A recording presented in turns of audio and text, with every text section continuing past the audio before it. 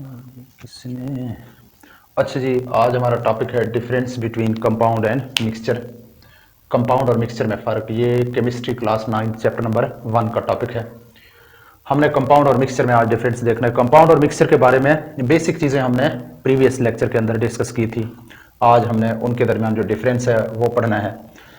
अब ये बोर्ड के एग्जाम्स की नुक्ता नज़र से जो है वो बहुत इंपॉर्टेंट क्वेश्चन है। लॉन्ग क्वेश्चन बाज़ औक़ात पूछा जाता है, बाज़ औक़ात यूँ पूछा जाता है डिस्क्राइब प्रॉपर्टीज़ ऑफ कंपाउंड। सिर्फ कंपाउंड के प्रॉपर्टीज़ पूछे जाते हैं तो आपने सिर्फ कंपाउंड के बारे में लिखना है। बाज़ औक़ात सिर्फ ये भी पूछा जा सकता है कि डिस्क्राइब प्रॉपर्टीज़ ऑफ मिक्सचर, तो फिर आपने उस वक्त सिर्फ मिक्सचर के लिखने हैं। अगर कंपाउंड के पूछे तो सिर्फ कंपाउंड के लिखने हैं, अगर सिर्फ मिक्सचर के पूछे तो सिर्फ मिक्सचर के लिखने हैं, अगर डिफरेंस पूछे तो फिर दोनों के लिखने हैं, अगर ये पूछे कि दोनों के प्रॉपर्टीज लिखे हैं तो फिर भी दोनों के लिखने हैं। नंबर 1, आपको कंपाउंड की डेफिनेशन याद होगी कि कंपाउंड एलिमेंट के केमिकल मिलाप से with a fixed ratio by mass मिलने से बनते हैं। तो हम क्या कहेंगे, फॉर्म्ड बाय, किस तरह बनते हैं, दीज, चलो दीज आर नोट्स भी बना लें, चलो दीज आर फॉर्म्ड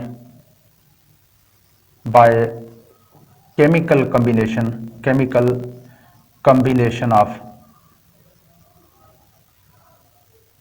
एलिमेंट्स। यानी जो कंपाउंड है, कंपाउंड के अंदर एलिमेंट्स के दरमियान केमिकल कॉम्बिनेशन होता है, लेकिन मिक्सचर में फिजिकल कॉम्बिनेशन होता है। तो हम क्या लिखेंगे, these are formed by physical combination. Physical, ये आप पहले पढ़ चुके हैं, combination of elements or substances. Elements or substances, ये सब्सटेंसेस तो कंपाउंड भी आप कह सकते हैं। एलिमेंट आर कंपाउंड्स, एलिमेंट और कंपाउंड के फिजिकल कॉम्बिनेशन से मिक्सचर बनते हैं। उसके बाद नंबर 2, एलिमेंट के, कंपाउंड में जो एलिमेंट होता है उनके दरमियान फिक्स्ड रेशियो बाय मास होता है। अच्छा जी, इन अ कंपाउंड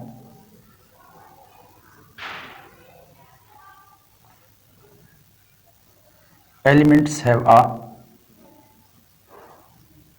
एलिमेंट्स के दरमियान क्या होता है, fixed ratio by mass. Element के दरमियान मास के लिहाज से मखसूस एक निस्बत होता है, जबकि यहाँ पे हम कहेंगे in a mixture elements have no fixed ratio by mass. No fixed ratio by mass of element or substances भी कह सकते हैं, कंपाउंड भी कह सकते हैं, एलिमेंट आर कंपाउंड्स। यहाँ एलिमेंट या कंपाउंड्स के दरमियान जो है कोई फिक्स रेशो नहीं होता मिक्सचर के अंदर। और उसके बाद जो कंपाउंड होता है, कंपाउंड के अंदर जो एलिमेंट होते हैं वो अपनी आइडेंटिटी लूज कर देते हैं। ये हम पहले पढ़ चुके हैं। जैसे वाटर जो है वो हाइड्रोजन ऑक्सीजन का बना हुआ है, तो वाटर में ना कोई हाइड्रोजन की खासियत है ना ऑक्सीजन की खासियत है, बल्कि वाटर बिल्कुल एक डिफरेंट चीज़ है। यानी वाटर में हाइड्रोजन और ऑक्सीजन की खसूसियात जो है वो लूज हो चुके हैं, ख़त्म हो चुके हैं, खो चुके हैं। इन a compound,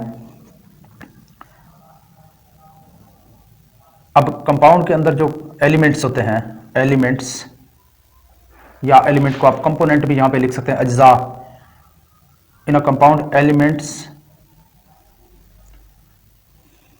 in a compound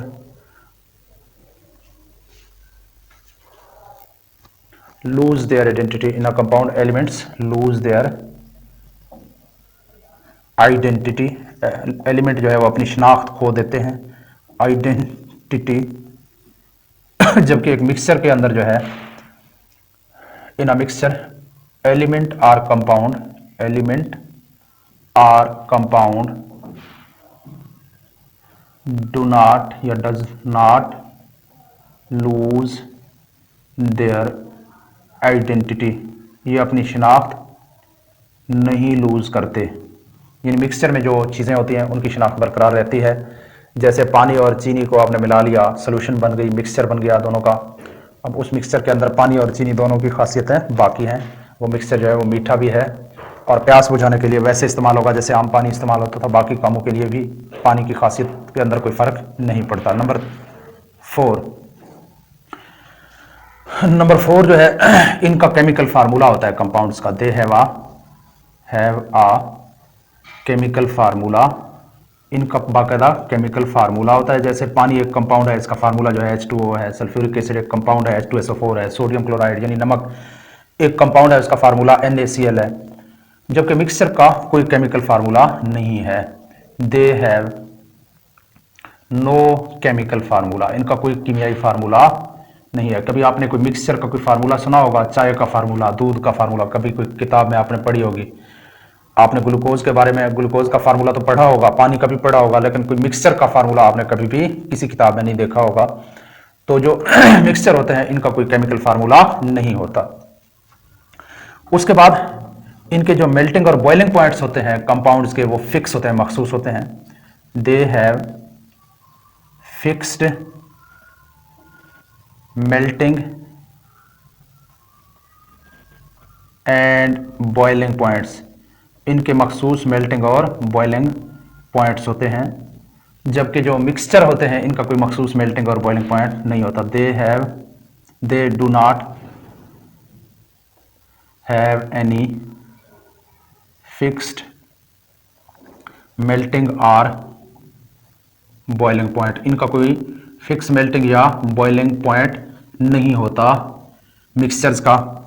और उसके बाद ये जो कंपाउंड होते हैं हमेशा होमोजीनियस होते हैं। दे आर ऑलवेज, एक ही फेज में होते हैं, होमोजीनियस, ये हमेशा होमोजीनियस होते हैं। मिक्सचर जो है आपको पता है इसकी दो किस्में हैं, होमोजीनियस भी और हेट्रोजीनियस। दे मे बी, ये हो सकते हैं होमोजीनियस और हेट्रोजीनियस। ये होमोजीनियस भी हो सकते हैं या हेट्रोजीनियस भी हो सकते हैं, हेट्रोजीनियस। अच्छा जी, नेक्स्ट अगर बात करें तो इनको हम फिजिकल तरीकों से अलग नहीं कर सकते। इनके जो अज्जा होते हैं यानी कंपाउंड जिन एलिमेंट्स का बना होता है, केमिकल मेथड से तो अलग कर सकते हैं, लेकिन फिजिकल तरीकों से, फिजिकल तरीके क्या है, जैसे गर्म करके या बॉयल करके या जो फ्रीज करके या ठंडा करके, किसी तरह से भी या उनको फिल्टर करके इनके अज्जा को हम अलग नहीं कर सकते। They are components can not be separated, अलग नहीं किया जा सकता, बाय फिजिकल मीन्स, कोई आम फिजिकल तरीकों से। फिजिकल मीन्स मैंने आपको बता दिया, फिजिकल मीन्स, फिजिकल तरीकों से हम इनके कंपोनेंट्स को अलग नहीं कर सकते। इनके कंपोनेंट्स को फिजिकल तरीकों से अलग किया जा सकता है। जैसे पानी को जो है, पानी में चीनी डाल के उसको हल करें, होमोजीनियस मिक्सचर बन जाता है। अगर आप इस पानी को उबालें, गर्म करें, तो उबालने के बाद क्या होगा, जो पानी है वो बुखारात बन जाएगा और जो चीनी है वो बाकी पीछे रह जाएगा क्रिस्टल्स की सूरत में।